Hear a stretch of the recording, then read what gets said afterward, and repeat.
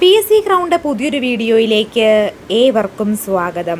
ഇന്നത്തെ ക്ലാസ്സിൽ LP school assistant NCA Kasaragod ഡിസ്ട്രിക്റ്റിൽ പരീക്ഷ എഴുതാൻ പോകുന്ന ഉദ്യോഗാർത്ഥികൾക്ക് വേണ്ടിയിട്ടുള്ളൊരു വീഡിയോ ആണ് കേട്ടോ. അപ്പോൾ ഈ ഒരു വീഡിയോ കൊണ്ട് നമ്മൾ കുറേ കാര്യങ്ങളാണ് ഈ വീഡിയോ ഡിസ്കസ് ചെയ്താൻ പോകുന്നത്. അപ്പോൾ ആദ്യമായിട്ടാണ് ഈ ചാനൽ കാണുന്നതെങ്കിൽ ഒന്ന് സബ്സ്ക്രൈബ് ചെയ്ത് സപ്പോർട്ട് ചെയ്യണം. സബ്സ്ക്രൈബ് ചെയ്ത് തുടർന്ന് വീഡിയോ കാണാൻ ശ്രമിക്കണേ. അതുപോലെ തന്നെ LP school assistant NCA Kasaragod ഡിസ്ട്രിക്റ്റുകാർക്ക് നമുക്കൊരു വാട്സാപ്പ് ഗ്രൂപ്പുണ്ട്. ഗ്രൂപ്പിൻ്റെ ലിങ്ക് ഡിസ്ക്രിപ്ഷൻ ബോക്സിൽ കൊടുത്തിട്ടുണ്ട്. താല്പര്യമുള്ള എല്ലാ ഉദ്യോഗാർത്ഥികൾക്കും ജോയിൻ ചെയ്യാവുന്നതാണ് കേട്ടോ. അപ്പോൾ LP school assistant NCA Kasaragod ഡിസ്ട്രിക്റ്റിൽ പരീക്ഷ എഴുതാൻ പോകുന്നവർ ഒരുപാട് തരത്തിലുള്ള ഡൗട്ടുകൾ ചോദിക്കാറുണ്ട്. അതിലൊന്നാമത്തെയാണ്, ഈ പരീക്ഷ എഴുതിയിട്ട് കാര്യമുണ്ടോ, ഇതിന് നിയമന സാധ്യതയുള്ള ഒരു പോസ്റ്റാണോ? തീർച്ചയായിട്ടും അതെ എന്നാണ് ആൻസർ. കാരണം അത്യാവശ്യം നിയമനങ്ങൾ NCA കാറ്റഗറിയിൽ നടക്കാറുണ്ട്. നിങ്ങൾ അത്യാവശ്യം റാങ്ക് ലിസ്റ്റ് മുൻപന്തിയിലേക്കാണ് വരുന്നതെങ്കിൽ നിങ്ങൾക്ക് തീർച്ചയായിട്ടും അപ്പോയിൻമെൻറ്റ് കിട്ടും. ഏകദേശം കഴിഞ്ഞൊരു 2021 കാലഘട്ടങ്ങളിൽ നടന്നിട്ടുള്ള പരീക്ഷയിൽ അത്യാവശ്യം അപ്പോയിൻമെൻറ്റ് നടന്നിട്ടുള്ളൊരു കാറ്റഗറി കൂടിയാണ് NCA എന്ന് പറയുന്നത്. അതുകൊണ്ട് നിങ്ങൾ ഒരിക്കലും പഠനത്തിൽ പുറകോട്ട് പോകരുത്. തീർച്ചയായിട്ടും നിങ്ങൾക്ക് അവസരമുണ്ട്. സാധാരണ LP സ്കൂൾ അസിസ്റ്റൻറ്റ് പരീക്ഷയുടെ പോലെ തന്നെ കട്ട് ഓഫ് അത്യാവശ്യം കുറവുള്ളൊരു പരീക്ഷയാണ് NCA കാറ്റഗറിയിൽ വരുന്നത്. അതുകൊണ്ട് നിങ്ങൾ ഇതിന് അപ്ലൈ ചെയ്തിട്ടുണ്ട്, നിങ്ങൾക്ക് ഇതിന് ക്വാളിഫിക്കേഷൻ ഉണ്ടെങ്കിൽ തീർച്ചയായിട്ടും നിങ്ങൾ 100% എടുത്ത് നിങ്ങളുടെ മാക്സിമം എഫേർട്ട് എടുത്ത് പഠിക്കണം. കാരണം ഇനിയൊരു LP UP വരുന്നത് 2026 അവസാനമായിരിക്കും നോട്ടിഫിക്കേഷൻ വരുന്നത്. അതിനു മുമ്പ് ജോലിയിൽ പ്രവേശിക്കാനുള്ളൊരു അവസരമാണ് LP സ്കാർക്ക് NCA കാറ്റഗറിയിൽ പരീക്ഷ എഴുതാൻ പോകുന്നവർക്ക് കിട്ടിയിരിക്കുന്നത്. ഇതൊരു ശരിക്കും പറഞ്ഞൊരു ബമ്പർ അവസരം തന്നെയാണ്. നിങ്ങൾ ഈ അവസരം മാക്സിമം വിനിയോഗിക്കുക. അതായത് നിങ്ങളുടെ കഴിവിൻ്റെ മാക്സിമം എടുത്ത് ഈ ഒരു പരീക്ഷയ്ക്ക് വേണ്ടി നിങ്ങളുടേതായിട്ടുള്ള കോൺട്രിബ്യൂഷൻസ് കൊടുക്കുക എന്നതാണ്. ഈ ഒരു പരീക്ഷയ്ക്ക് പ്രോപ്പറായിട്ട് പഠിക്കുന്നതിന് വേണ്ടി നമ്മൾ സിലബസിനെ മുഴുവൻ കവർ ചെയ്തുകൊണ്ടുള്ള ക്വസ്റ്റ്യൻ ബാങ്കും പ്രീവിയസ് ഇയർ സെറ്റൊക്കെ റെഡിയാക്കിയിട്ടുണ്ട് കേട്ടോ. നിങ്ങൾക്ക് ആർക്കെങ്കിലും വേണമെങ്കിൽ നൽകുന്നതായിരിക്കും. സ്ക്രീനിൽ കാണുന്ന നമ്പറിൽ വാട്സപ്പിൽ LP school assistant NCA Kasaragod എന്നും വാട്സപ്പ് മെസ്സേജ് അയച്ചാൽ മതി. അത്ര ഡീറ്റെയിൽ ആയിട്ട് നമ്മൾ ചെയ്തെടുത്തേക്കുന്ന ക്വസ്റ്റ്യൻ ബാങ്കാണ്. കഴിഞ്ഞ പോലത്തെ LP പരീക്ഷയ്ക്ക് ഈ ഒരു ക്വസ്റ്റ്യൻ ബാങ്കിൽ നിന്ന് ധാരാളം ചോദ്യങ്ങൾ വന്നിട്ടുണ്ടായിരുന്നു. ഞാൻ ചുമ്മാ പറയുന്നതല്ല, തെളിവ് സഹിതം ഞാൻ നിങ്ങൾക്ക് കാണിച്ചു തരാം. നിങ്ങൾ മെസ്സേജ് ചെയ്താൽ മതി. അത്ര ഡീറ്റെയിൽ ആയിട്ട് തന്നെ ക്വസ്റ്റ്യൻ ബാങ്ക് സെറ്റ് എക്സാമിന് നമ്മുടെ ക്വസ്റ്റ്യൻ ബാങ്കിൽ നിന്ന് ചോദ്യങ്ങളുണ്ടായിരുന്നു. കാരണം അത്ര ഡീറ്റെയിൽ ആയിട്ട് സിലബസിൻ്റെ ഓരോ പോയിൻറ്റും കവർ ചെയ്തുകൊണ്ട് നമ്മൾ തയ്യാറാക്കിയേക്കുന്ന ക്വസ്റ്റ്യൻ ബാങ്കാണ്. നിങ്ങൾക്ക് ആർക്കെങ്കിലും വേണമെങ്കിൽ നൽകുന്നതായിരിക്കും. സ്ക്രീനിൽ കാണുന്ന നമ്പറിൽ വാട്സപ്പിൽ മെസ്സേജ് ചെയ്താൽ മതി കേട്ടോ. അപ്പോൾ LP school assistant NCA Kasaragod നമ്മൾ ഫസ്റ്റ് ചോദ്യത്തിൻ്റെ ആൻസർ നമ്മൾ നോക്കി. ഇത് സ്കോപ്പുള്ളൊരു പോസ്റ്റ് തന്നെയാണ്. നിങ്ങൾ കൃത്യമായിട്ട് സിലബസ് അറിഞ്ഞു പഠിക്കുകയാണ്, നിങ്ങൾക്ക് ഉറപ്പായിട്ടും കിട്ടുന്നൊരു ജോലി തന്നെയാണിത്. ഇനി ഈ ഒരു ചുരുങ്ങിയ സമയം കൊണ്ട് ഇത് കവർ ചെയ്ത് സിലബസ് കംപ്ലീറ്റ് ആക്കാൻ സാധിക്കുമോ? തീർച്ചയായിട്ടും കംപ്ലീറ്റ് ആക്കാൻ സാധിക്കും. കാരണം സിലബസ് അറിഞ്ഞ് പഠിക്കുകയാണെങ്കിൽ കൃത്യമായിട്ട് ഇനിയും നിങ്ങളുടെ മുമ്പിൽ ടൈമുണ്ട്. കൃത്യമായിട്ട് പ്രോപ്പറായി പ്ലാൻ ചെയ്ത് പ്രീവിയസ് ഇയർ ക്വസ്റ്റ്യൻ പേപ്പറൊക്കെ വർക്കൗട്ട് ചെയ്ത് ഇതിൻ്റെ ഒരു പാറ്റേൺ മനസ്സിലാക്കി പഠിക്കുകയാണെങ്കിൽ ഉറപ്പായും നിങ്ങൾക്ക് ഇത് ക്രാക്ക് ചെയ്യാൻ പറ്റുന്ന ഒരു കാര്യമേ മാത്രമേ ഉള്ളൂ. ഇനി അടുത്തൊരു ചോദ്യം, എന്തൊക്കെ കാര്യങ്ങളാണ് ഏറ്റവും ഇമ്പോർട്ടൻസ് കൊടുത്ത് പഠിക്കേണ്ടത്? അതിന് വേണ്ടിയിട്ടാണ് ഈ വീഡിയോ സ്പെഷ്യലായിട്ട് ചെയ്തേക്കുന്നത്. എന്തൊക്കെ കാര്യങ്ങളാണ് നിങ്ങൾ പ്രോപ്പറായിട്ട് പഠിക്കേണ്ടത്, അതിൻ്റെ ഏതൊക്കെ ടോപ്പിക്സാണ് മെയിൻ ഫോക്കസ് ചെയ്ത് നിങ്ങൾ പഠിക്കേണ്ടത്?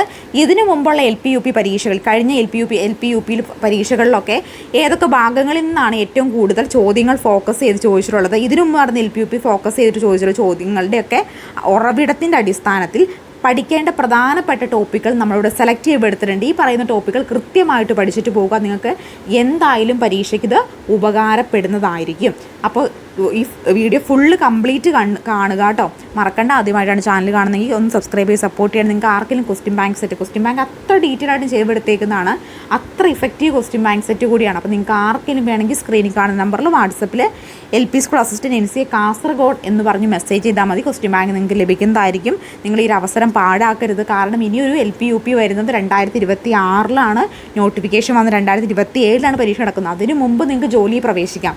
അടുത്ത നോട്ടിഫിക്കേഷൻ വന്നേക്കാൾ മുമ്പ് നിങ്ങൾക്ക് LP സ്കൂൾ അസിസ്റ്റൻറ്റിൻ്റെ പോസ്റ്റിൽ ഇരിക്കണമെങ്കിൽ ഈ പരീക്ഷ പ്രോപ്പറായിട്ട് എഴുതുക, കൃത്യമായിട്ട് പഠിക്കുക. അപ്പം നമുക്ക് എന്തൊക്കെയാണ് പ്രധാനമായിട്ട് പഠിക്കേണ്ടതെന്ന് നോക്കാം. ഗഗനയാൻ, മംഗളയാൻ, ചന്ദ്രയാൻ.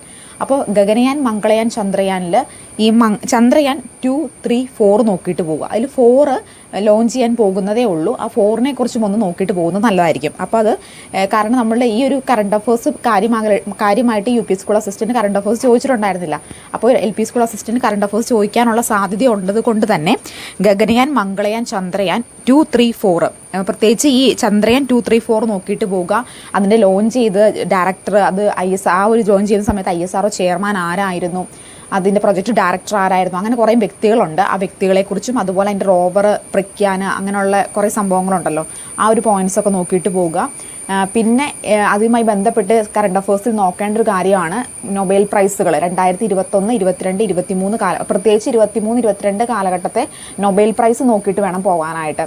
അത് വൈദ്യശാസ്ത്ര മേഖലയിൽ, രസതന്ത്രത്തിൽ, ഫിസിക്സിൻ്റെ മേഖലയിൽ, സമാധാനത്തിൻ്റെ മേഖലയിൽ, അതുപോലെ തന്നെ സാഹിത്യത്തിൻ്റെ മേഖല നോക്കിയില്ലെങ്കിലും നിങ്ങൾ എന്ത് നോക്കണം? വൈദ്യശാസ്ത്രവും ഫിസിക്സും കെമിസ്ട്രിയും സമാധാന നൊബേൽ സമ്മാനവും 2022, 23 നിർബന്ധമായിട്ട് നോക്കണം. പേര് മാത്രം നോക്കിയാൽ പോരാ, എന്തും കൂടെ നോക്കണം. ഏത് മേഖലയ്ക്കാണ് അവർക്ക് ഈ ഒരു നൊബേൽ പ്രൈസ് കിട്ടിയത് എന്നും കൂടി നോക്കണം. അതുപോലെ തന്നെ അത് കിട്ടുന്ന എത്രാമത്തെ വനിത എത്രാമത്തെയാണ് എന്ന ചോദ്യം വരാൻ സാധ്യതയുണ്ട്. അപ്പോൾ അതും കൂടെ നോക്കണം. അതിനെടുത്ത് ഊന്നി പറയാൻ കാരണം യു പി സ്കൂൾ അസിസ്റ്റൻ്റ് അങ്ങനെ ഒരു കറണ്ട് അഫേഴ്സ് ചോദിച്ചിട്ടുണ്ടായിരുന്നില്ല. അപ്പോൾ കുട്ടികൾ എന്ത് ചെയ്യില്ല, U P school assistant current affairs ചോദിച്ചിട്ടില്ലോ, അപ്പോൾ പിന്നെ ഞാൻ എന്തിനും L P school assistant current affairs പഠിക്കണം എന്ന് ഓർത്ത് പോകും. പക്ഷേ ചിലപ്പോൾ എൽ പി സ്കൂൾ അസിസ്റ്റൻ്റിന് കറണ്ട് അഫേഴ്സിന് ഊന്നൽ കൊടുത്തൊരു ക്വസ്റ്റ്യൻ പേപ്പർ ആയിരിക്കാം. കാരണം ഈ ഒരു ഞാൻ പറഞ്ഞു 2 മാസം മുമ്പ് നടന്ന നമ്മുടെ കന്നഡ മീഡിയം പരീക്ഷയിൽ കറണ്ട് അഫേഴ്സ് എടുത്ത് ചോദിച്ചിരുന്നു.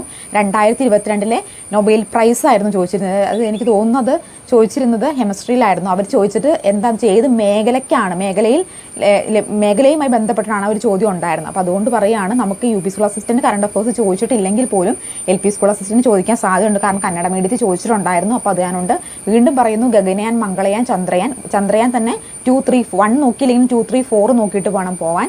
അതിൻ്റെ ഡയറക്ടർ, പ്രൊജക്ട് വിങ് ഹെഡ്, അങ്ങനെയുള്ള കാര്യങ്ങളൊക്കെ നോക്കണം. അതുകൂടാതെ എന്തുകൂടെ നോക്കണം? നൊബേൽ പ്രൈസുകൾ 2022, 2020 പറ്റുമെങ്കിൽ 2021 നോക്കിക്കോളൂ. ഇല്ലെങ്കിലും കുഴപ്പമില്ല, 2021, 2022, 2023 എന്തായാലും നോക്കണം.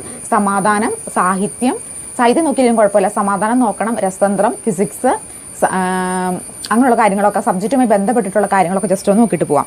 ഇനി അടുത്ത യുദ്ധക്കപ്പലുകളാണ്. അപ്പോൾ മിസൈലുകളെ കുറിച്ചിട്ടായിരുന്നു നമുക്ക് യു പി സ്കൂൾ അസിസ്റ്റൻറ്റിന് ചോദിച്ചിട്ടുണ്ടായിരുന്നെങ്കിൽ യുദ്ധക്കപ്പലുകൾ കുറേ പഠിക്കാനുണ്ട് അല്ലേ. അപ്പോൾ മറ്റേത് വ്യോമമേഖലയാണ്, ഈ കരമേഖലയുമായി ബന്ധപ്പെട്ട യുദ്ധക്കപ്പലുകൾ കുറേ ഉണ്ട്. നമുക്ക് ഏറ്റവും പ്രധാനപ്പെട്ട യുദ്ധക്കപ്പലുകളൊക്കെ ഉണ്ട്, അതുപോലെ ടാങ്കറുകളൊക്കെ ഉണ്ട്. അപ്പോൾ ആ ടാങ്കറുകളും യുദ്ധക്കപ്പലുകളും ഒന്ന് നോക്കിയിട്ട് പോവുക. പിന്നെ ഗാന്ധിജിയുടെ ആദ്യകാല സമരങ്ങൾ നോക്കിയിട്ട് പോവുക. ചെമ്പാരൻ, ഗേദ, അങ്ങനെയുള്ള കുറച്ച് സമരങ്ങളൊക്കെ ഉണ്ടല്ലോ ഗാന്ധിജി ആദ്യകാലത്തിൽ പങ്കെടുത്ത. അപ്പോൾ ഗാന്ധിജി ആദ്യകാലത്ത് വന്ന് യൂണിവേഴ്സിറ്റിയാണ് ചോദിച്ചിട്ടുണ്ടായിരുന്നെങ്കിൽ ആദ്യകാല സമരങ്ങൾ, ഗേദ, ചെമ്പാരൻ, അങ്ങനെയുള്ള സമരങ്ങളൊക്കെ ഒന്ന് നോക്കിയിട്ട് പോവുക. ഇനി അടുത്തത് മലയാളി മെമ്മോറിയൽ, ഈഴവ മെമ്മോറിയൽ, നിവർത്തന പുന്നപ്ര ആയതുകൊണ്ട് ചോദിച്ചുകൊണ്ട് തന്നെ പുന്നപ്രയെന്ന് ചോദിക്കില്ല എന്നില്ല കേട്ടോ. Ezhava memorial, Malayali memorial, electricity സമരം തുടങ്ങിയ കാര്യങ്ങളൊക്കെ എൻ്റെ വർഷവും അതുമായി റിലേറ്റ് ചെയ്തിട്ട് കിടക്കുന്ന ഫാക്റ്റുകളും പഠിച്ചിട്ട് പോവുക. ഇനി നമ്മൾ ചോദിച്ചിരുന്നത് നമ്മുടെ INC നാഷണൽ കോൺഗ്രസ്സിൽ ചോദിച്ചിരുന്നത് ഏതായിരുന്നു? ചോദിച്ചിരുന്നത് ലാഹോറിനെ കുറിച്ചിട്ടായിരുന്നു. ലാഹോർ പോലെ ഇമ്പോർട്ടൻ്റ് ആണ് ലക്നൌവും, സൂറത്തും, കൽക്കട്ടയൊക്കെ. അപ്പോൾ അതൊന്നും ഇപ്പോൾ അതുപോലെ ബെൽഗാം സമ്മേളനം, ഗാന്ധിജി ആദ്യമായിട്ട് പ്രസിഡന്റ് ആയിട്ടുള്ള സമ്മേളനം ഒക്കെ ഇമ്പോർട്ടൻ്റ് ആണ്. അതൊക്കെ ഒന്ന് നോക്കിയിട്ട് പോകുക. അപ്പോൾ ലക്നൗ, സൂറത്ത്, കൽക്കട്ട, പിന്നെ ഗാന്ധിജിയോട് പങ്കെടുത്ത ഇന്ത്യൻ കോൺഗ്രസുമായി ബന്ധപ്പെട്ടുള്ള കാര്യങ്ങളൊക്കെ നോക്കിയിട്ട് പോകാം. പിന്നെ ഉപ്പ് സത്യാഗ്രഹം നയിച്ചവർ, അതായത് ഉപ്പ് സത്യാഗ്രഹം കോഴിക്കോട് നയിച്ചവരാണ് ചോദിച്ചിട്ടുണ്ടായിരുന്നെങ്കിൽ പയ്യന്നൂർ, അങ്ങനെ കുറച്ച് മേഖലകളുണ്ട് കേരളത്തിൽ. അപ്പോൾ മറ്റുള്ള മേഖലയിൽ നിന്ന് കേരളത്തിൽ ഉപ്പ് സത്യാഗ്രഹം നയിച്ചവരും ഇന്ത്യയിൽ നിന്ന് ഉപ്പ് സത്യാഗ്രഹം ഓരോ മേഖലയിൽ നിന്ന് നയിച്ചവരും ഒന്ന് നോക്കിയിട്ട് പോകാം. ഇപ്പോൾ ഓരോ സംസ്ഥാനത്ത് നിന്ന്, അതായത് കേരളം അല്ലാതെ പുറത്തുള്ള സംസ്ഥാനം നയിച്ചവരുണ്ട്, അതുപോലെ തന്നെ കേരളത്തിന് വിവിധ ഭാഗങ്ങളിൽ ഉപ്പ് സത്യാഗ്രഹം നയിച്ചവരുണ്ട്. അപ്പോൾ അതൊക്കെ ഒന്ന് നോക്കിയിട്ട് പോകാം. പിന്നെ ഗുരുവായൂർ സത്യാഗ്രഹം, വൈക്കം സത്യാഗ്രഹമാണ് ചോദിച്ചതുകൊണ്ട് തന്നെ ഗുരുവായൂർ സത്യാഗ്രഹം, ക്ഷേത്രപ്രവേശന വിളംബരം, അതൊക്കെ ഒന്ന് നോക്കിയിട്ട് പോകാം. ഇനി നമ്മുടെ വാഗ്ഭടാനന്ദനായിരുന്നു ചോദിച്ചിരുന്നത്. ഞാൻ കഴിഞ്ഞ വീഡിയോയിൽ പറഞ്ഞിരുന്നു ലാഹോർ സമ്മേളനം എന്തായാലും ചോദിക്കുന്നു, അതുപോലെ തന്നെ ലാഹോർ സമ്മേളനമായിരുന്നു ചോദിച്ചിരുന്നത്. അതുപോലെ വാഗ്ഭടാനന്ദൻ ചോദിക്കുന്നു ഞാൻ പറഞ്ഞിരുന്നു. വാഗ്ഭടാനന്ദനാണ് നമ്മുടെ ഈ ഒരു യു പി സ്കൂൾ അസിസ്റ്റൻറ്റ് ചോദിച്ചിട്ടുണ്ടായിരുന്നത്. അപ്പോൾ ഈ എൽ പി സ്കൂൾ അസിസ്റ്റൻറ്റ് ചോദിക്കാൻ സാധ്യത അയ്യങ്കാളി ചട്ടമ്പി സ്വാമി, അതുപോലെ തന്നെ ശ്രീനാരായണ ഗുരു ആയിരിക്കാം. അപ്പോൾ അയ്യങ്കാളിനും ശ്രീനാരായണ ഗുരും ചട്ടമ്പി സ്വാമികളും കറക്റ്റായിട്ടും കൃതികളും എല്ലാ കാര്യങ്ങളും ഒന്ന് പഠിച്ചു പോവുക. ഇനി മെസ്സപ്പൊട്ടാമിയൻ സംസ്കാരത്തിൽ നിന്ന് ഓരോ സാധനങ്ങൾ, അതായത് ഇപ്പോൾ മുത്ത് നിർമ്മാണത്തിൻ്റെ കേന്ദ്രം, കപ്പൽ നിർമ്മാണത്തിൻ്റെ കേന്ദ്രം, അങ്ങനെ ഓരോരോ കാര്യങ്ങളുണ്ടല്ലോ, അതൊക്കെ എവിടെ നിന്നാണ് നമ്മൾ ഉൽക്കരണം ചെയ്തെടുത്തിട്ടുള്ളതെന്നുള്ളൊരു ലിസ്റ്റ് നോക്കിയിട്ട് പോവുക. ഇനി ഓരോരുത്തരും നേതൃത്വം നൽകുന്ന സംഘടനകൾ, അപ്പോൾ ഓരോരുത്തരും നേതൃത്വം നൽകുന്ന സംഘടനകൾ, ഓരോ വ്യക്തികളും നേതൃത്വം നൽകുന്നത്, സുഭാഷ് ചന്ദ്രബോസ് നേതൃത്വം നൽകുന്നത്, അതുപോലെ തന്നെ റാഷ് ബിഹാരി ബോസ് നേതൃത്വം നൽകിയത്, ഗാന്ധിജി നേതൃത്വം നൽകിയത്, അങ്ങനെ ഭഗത് സിംഗ് നേതൃത്വം നൽകിയത്, അങ്ങനെ ഓരോ മഹാന്മാർ നേതൃത്വം നൽകിയ സംഘടനകളൊന്ന് നോക്കിയിട്ട് പോകുന്നത് നല്ലതായിരിക്കും. ഇനി പിന്നെ അതുപോലെ ചാനാർ ലഹള, മാപ്പിള കലാപം, അങ്ങനെ കുറിച്യ കലാപം തുടങ്ങിയിട്ടുള്ള കലാപങ്ങളും അവൻ്റെ വർഷങ്ങളും അതുമായി ബന്ധപ്പെട്ട വ്യക്തികളും നോക്കിയിട്ട് പോവുക. അതുപോലെ തന്നെ ഔപചാരിക സംഘവും അനൗപചാരിക സംഘവും ഒന്ന് നോക്കിയിട്ട് പോകുന്നത് നല്ലതായിരിക്കും.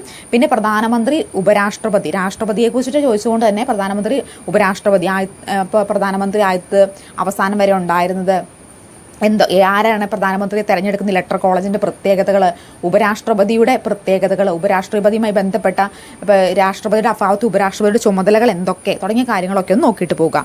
ഇനി നദികൾ, നദികൾ ഏതൊക്കെ നോക്കണം? നമ്മൾ പറഞ്ഞിരുന്നു ഉപദ്വീപി നദികളും അതുപോലെ തന്നെ മറ്റുള്ള മഹാനദികൾ, ഉപദ്വീപി നദികളുടെ ഉത്ഭവസ്ഥാനം, അതുപോലെ തന്നെ അത് എവിടെ പോയി പതിക്കുന്നു, അതുപോലെ ഏതൊക്കെ സംസ്ഥാനങ്ങളിലൂടെയാണ് ഒഴുകുന്നത്, അതുപോലെ ഹിമാലയൻ നദിയുടെ ഉത്ഭവസ്ഥാനം എവിടെയാണ്, ഏതൊക്കെ സംസ്ഥാനങ്ങളിലൂടെയാണ് ഒഴുകുന്നത്, പ്രധാനപ്പെട്ട ഇവരുടെയൊക്കെ പോഷക നദികളുടെ പേരുകൾ എന്തൊക്കെയാണ്, ഇത്രയൊന്ന് ഓർത്തിരിക്കുക. ഇനി യൂണിറ്റ് അളവുകൾ, അപ്പോൾ ഇത് പവറിൻ്റെ യൂണിറ്റ്, അതുപോലെ തന്നെ ഡയോപ്റ്ററിൻ്റെ യൂണിറ്റ്, അങ്ങനെ കുറേ യൂണിറ്റുകൾ ഫിസിക്സിൽ പഠിക്കാനുണ്ടല്ലോ, അതെല്ലാം ജസ്റ്റ് ഒന്ന് നോക്കിപ്പോവുക. ഇനി ഖരദ്രാവക വാതകങ്ങളെക്കുറിച്ചും അതിൻ്റെ പ്രത്യേകതകളെക്കുറിച്ച് നോക്കിപ്പോവുക. പിന്നെ കാന്തിക ബലരേഖകൾ, കാന്തിക മണ്ഡലവുമായി ബന്ധപ്പെട്ട കാന്തിക ബലരേഖകൾ എന്ന ടോപ്പിക്ക് നോക്കിപ്പോവുക. അതുപോലെ ആസിഡുകൾ, അസറ്റിക് ആസിഡ്, സൾഫ്യൂരിക് ആസിഡ് തുടങ്ങിയ ആസിഡുകളെ പറ്റി നോക്കുക. പിന്നെ ലോഹങ്ങളുടെ പ്രത്യേകതകളും നോക്കുക. ലോഹങ്ങൾ, പിന്നെ ഓരോ ലോഹങ്ങൾ ഉൾപ്പെട്ടിരിക്കുന്ന ഗ്രൂപ്പുകൾ, അതിൻ്റെ പ്രത്യേകതകളോ നോക്കിയിട്ട് പോകുന്നതായിരിക്കും.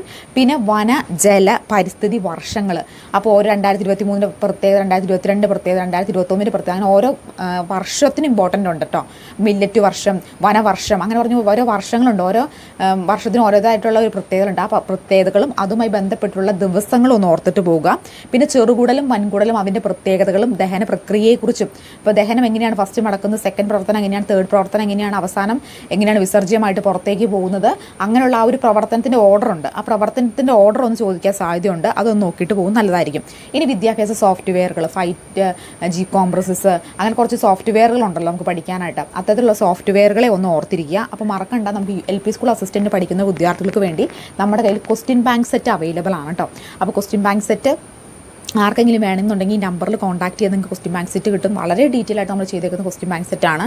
ഇനി ബ്രീഫായിട്ട് നിങ്ങൾക്ക് നന്നായിട്ട് പഠിച്ച ഉദ്യോഗാർത്ഥികൾക്ക് ഒന്ന് റിവിഷൻ ചെയ്യാനും ഇനിയും ബാക്കി പോയിൻറ്റ്സ് ഉള്ളവർക്ക് നന്നായിട്ട് നോക്കി പോകാനൊക്കെ ഈ ഒരു ക്വസ്റ്റ്യൻ ബാങ്ക് സെറ്റ് നമ്മൾ സഹായിക്കുന്നതായിരിക്കും. അപ്പോൾ ആർക്കെങ്കിലും വേണമെങ്കിൽ നമ്പറിൽ കോൺടാക്ട് ചെയ്യുക.